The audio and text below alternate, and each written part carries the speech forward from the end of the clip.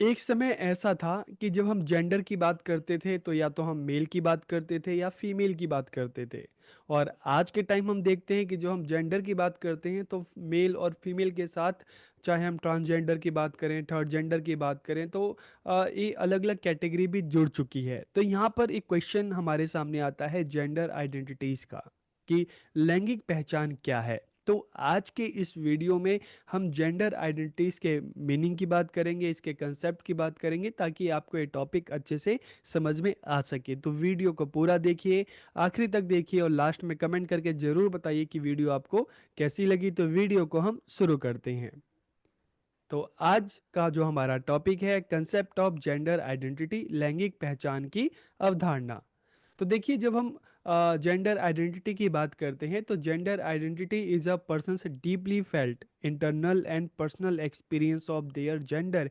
कि लैंगिक पहचान किसी व्यक्ति का अपने लिंग के बारे में गहराई से महसूस किया जाने वाला आंतरिक और व्यक्तिगत अनुभव है। कि देखिए, हम आजकल देखते हैं ना कि बहुत सारे इस तरह के केसेस हमें देखने को मिले कि एक टाइम बाद जो लड़का था, उसको लगा कि नहीं, वो खुद को लड़की की तरह महसूस कर रहा है, तो उसने अपना जेंडर चेंज करवा लिया। और कई केस ऐसे भी हैं कि कोई लड़की है, उसको लगा कि नहीं, वो अंदर से लड़कों की तरफ फील कर रही है, तो उसने अपना जेंडर चेंज करवा के फिर क्या हो गया, वो गर्ल से बॉय हो गया। ठीक है। तो इस तरह से जब हम जेंडर की बात करते हैं ना, जेंडर आइडेंटिटी की बात करते हैं, तो gender identity is a person deeply felt. की लैंगिक पहचान क्या है? किसी व्यक्ति का अपने लिंग के बारे में गहराई से महसूस किया जाने वाला आंतरिक और व्यक्तिगत अनुभव है। कि सामने तो देखने में मान लो कोई मेल लग रहा है, लेकिन फीमेल लग रहा है, ठीक है, लेकिन जो वो इंसान है वो खुद को किस तरह का महसूस कर रहा है, खुद को मेल की तरह ही महसूस कर रहा है। बहुत सारे लोग हम देखते हैं ना कि मेल के रूप में जन्मे हैं, लेकिन एक टाइम बाद धीरे धीरे वो खुद को मेल की तरह महसूस नहीं करते। बहुत सारी फीमेल भी ऐसे में देखने को मिलती है, आजकल केसेस भी आते हैं कि फीमेल के रूप में तो उसका जन्म हुआ है, लेकिन वो खुद को फीमेल की तरह महसूस नहीं करती। तो यहाँ पर क्वेश्चन यही आता है ना कि जेंडर आइडेंटिटी क्या है। तो जब हम जेंडर आइडेंटिटी की बात करते हैं ना, तो एक बहुत ही ज्यादा पर्सनल हो जाता है। ठीक है। तो लैंगिक पहचान क्या है? किसी व्यक्ति का अपने लिंग के बारे में गहराई से महसूस किया जाने वाला आंतरिक और व्यक्तिगत अनुभव। ठीक है। यहाँ पे आपको एक क्लियर हुआ? It is defined as the personal and internal sense of knowing oneself as male, female और other। कि यह स्वयं को पुरुष, महिला या अन्य के रूप में जानने की व्यक्तिगत और आंतरिक भावना के रूप में परिभाषित किया जाता है। बहुत सारे ऐसे हमने केसेस देखे, फिल्में भी कुछ इस पर बनी है कि चलो सामने वाला जो है वो लड़के के रूप में उसने जन्म लिया, लेकिन एक टाइम बाद उसको लगता है कि नहीं, दुनिया की नज़र में तो लड़का है, ठीक है, लेकिन उसको खुद की नज़र में उसको नहीं लगता कि मैं लड़का हूँ। तो फिर यहाँ पर यही क्वेश्चन आता है ना कि जेंडर क्या है, जेंडर आइडेंटिटी क्या है। तो अपने बारे में आप जो महसूस कर रहे हो, कि आप खुद को क्या महसूस कर रहे हो, आप मेल की तरह महसूस कर रहे हो, फीमेल की तरह महसूस कर रहे हो, किसी थर्ड जेंडर की तरह आप महसूस कर रहे हो। ठीक है। तो इसीलिए यह स्वयं को पुरुष, महिला या अन्य के रूप में जानने की व्यक्तिगत और आंतरिक भावना के रूप में परिभाषित किया जाता है। It is a part of your sense of self. कि यह आपकी आत्म भावना का हिस्सा है। It is how you understand yourself, who are you, who you are and how you interact with others। कि इसमें आप स्वयं को समझते हैं कि आप कौन है, आप दूसरों के साथ किस तरह से बातचीत करते हैं। ठीक है। ऐसे भी आपने देखे ना कि इसकी कोई है दिखने में मेल लग रहा है, फीमेल लग रहा है, लेकिन जब वो बातचीत करता है तो उसकी जो आवाज़ है वो बिल्कुल अलग होती है, चलने का तरीका अलग होता है। ठीक है।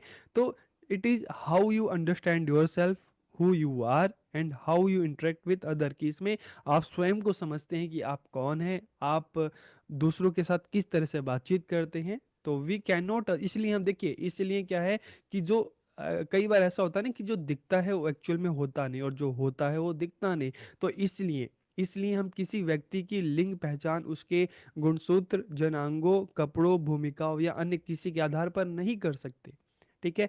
आप इस चीज़ के मतलब आप अज्यूम नहीं कर सकते, ठीक है, कि सामने वाला जो है, आप उसके कपड़े के आधार पर, उसकी जो पहनावा है, चलने फिरने का तरीका है, उसके आधार पे आप इन चीज़ों का पता नहीं लगा सकते। जब हम जेंडर आइडेंटिटी की बात करते हैं ना, तो ये व्यक्तिगत फीलिंग है। ठीक है। ये किसी इंसान की अपने बारे में खुद की जो फीलिंग है, कि वो खुद को किस तरह का महसूस करता है। ठीक है।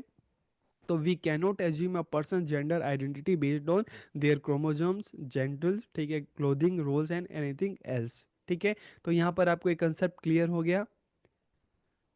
कंसेप्ट ऑफ जेंडर आइडेंटिटी की जब हम देखिए यहाँ पर हम और चीज़ अगर बात करें इसमें, तो gender identity is fluid, it can change over time. कि लैंगिक पहचान क्या है, परिवर्तनशील है, एक जैसी नहीं रहती। क्यों नहीं रहती?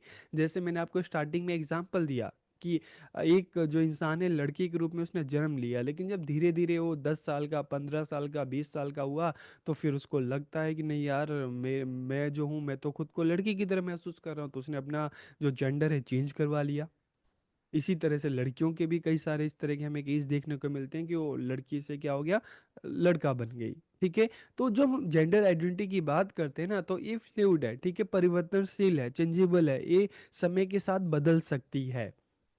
यह जन्म के समय उनके निर्धारित निर्धारित लिंग के अनुरूप हो भी सकता है, नहीं भी हो सकता। जो जन्म के समय मेल था, आगे चलकर उसका इंटरेस्ट और बदला, ठीक है, तो उसको लगा कि नहीं मैं फीमेल की तरह महसूस कर रहा हूँ, तो वो फीमेल बन गया। जो फीमेल थी वो मेल बन गई। तो इसलिए ये परिवर्तनशील है, चेंजेबल है, इस समय के साथ बदल सकता है। अक्सर जो आप देखते होंगे, न्यूज़ देखते होंगे, इस तरह के न्यूज़ भी आपको देखने को मिलते होंगे। ठीक है। For some people their gender identity may not match the sex they were assigned at birth. कि कुछ लोगों के लिए उनकी लिंग पहचान जन्म के समय उन्हें दिए गए लिंग से मेल नहीं खा सकती। ठीक है। Some people understand their gender as male और फीमेल और कॉम्बिनेशन ऑफ बोथ। की कुछ लोग अपने लिंग को पुरुष या महिला या दोनों के संयोजन का समझते हैं। कुछ लोगों को लगता है कि नहीं मैं मेल हूँ, कुछ को लगता है मैं फीमेल हूँ, और कुछ को लगता है कि नहीं दोनों ही क्वालिटी मेरे अंदर है। ठीक है।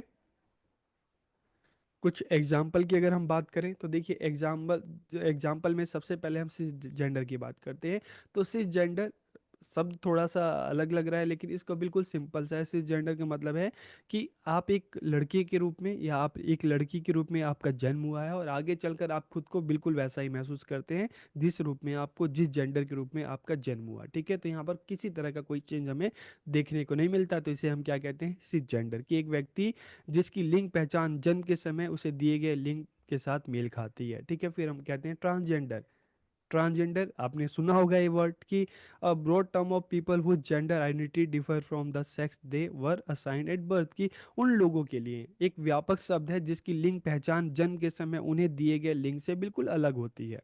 कोई मेल था, ठीक है, आगे चलकर एक एज के बाद उसको लगा कि नहीं मैं अंदर से फीमेल की तरह महसूस कर रहा हूँ, तो फीमेल बन गया। जैसे एक क्रिकेटर का लेटेस्ट जो एग्जांपल है, शायद संजय बांगर। ठीक है। तो उसका उनका जो बेटा था उसको एक एज के बाद लगा 20 अराउंड कि नहीं मैं तो अंदर से फीमेल की तरह महसूस कर रहा हूँ, तो वो मेल से फीमेल हो गया। ठीक है। इस तरह बहुत सारे एग्जांपल हमें देखने को मिलते हैं। ठीक है। तो ट्रांसजेंडर उन लोगों के लिए एक व्यापक शब्द है जिनकी लिंग पहचान जन्म के समय उन्हें दिए गए लिंग से भिन्न होती है। ठीक है। स्टार्टिंग में जन्म के समय हो सकता है कि वो मेल हो या फीमेल हो, लेकिन आगे चलकर उसने चेंज करवा लिया और ट्रांसजेंडर हो गया हो। ठीक है। फिर नॉन बाइनरी की बात करते हैं। तो देखिए, जब हम बाइनरी की बात करते हैं ना, तो बाइनरी में दो कैटेगरी आती है, मेल की और फीमेल की, जेंडर के रूप में। लेकिन नॉन बाइनरी जो इन दोनों कैटेगरी से मेल नहीं खाती, एक व्यक्ति जो ना तो पुरुष है और ना ही महिला महिला के रूप में पहचान करता है, जिसे हम ज़्यादातर थर्ड जेंडर की इसमें हम बात करते हैं। ठीक है। और फिर जेंडर फ्लूइड की अगर हम बात करें, तो एक व्यक्ति जिसकी लिंग पहचान समय के साथ बदलती रहती है। मतलब ये आपको समझ गए होंगे ना, कि एक व्यक्ति जन्म के समय मेल था, आगे चल के फीमेल हो गया। ठीक है। तो मतलब इस तरह से चीज़ें जो बदलती है। और जेंडर का मतलब क्या है कि इस तरह के पीपल लोग क्या करते हैं, लिंग से किसी तरह की पहचान नहीं रखते। मतलब इस तरह के लोग जो हैं, बिल्कुल आप कह सकते हो कि न्यूट्रल, खुद को इस तरह से रखते हैं कि ना मैं मेल हूँ ना फीमेल हूँ। ठीक है। तो मतलब वो इस चीज़ को मानते ही नहीं है, मेल फीमेल इन चीज़ों को नहीं मानते। ठीक है। तो इस तरह की भी कैटेगरी हमें देखने को मिलती है, जिसको हम क्या कहते हैं, एजेंडर। कि एजेंडर लोग किसी भी लिंग को से अपनी पहचान नहीं रखते, चाहे हम मेल की बात करें, फीमेल की बात करें, थर्ड जेंडर की बात करें। आप गूगल में जाएंगे, इस तरह की इनकी जब फोटो आप इमेज पे नाम डाल के इमेज पे क्लिक करेंगे, तो बहुत सारी इमेज आपको दिख जाएंगी। वहाँ पे आपको पता चलेगा कि किसी का शर्ट कुछ और है, लड़कियों वाला शर्ट है, पैंट है। तो मतलब इनकी ड्रेसिंग जो है, नॉर्मल जो लोग होते हैं, जैसे हम अपनी सोसाइटी में देखते हैं ना कि फीमेल की जो ड्रेसिंग है वो अलग होती है, मेल की अलग होती है।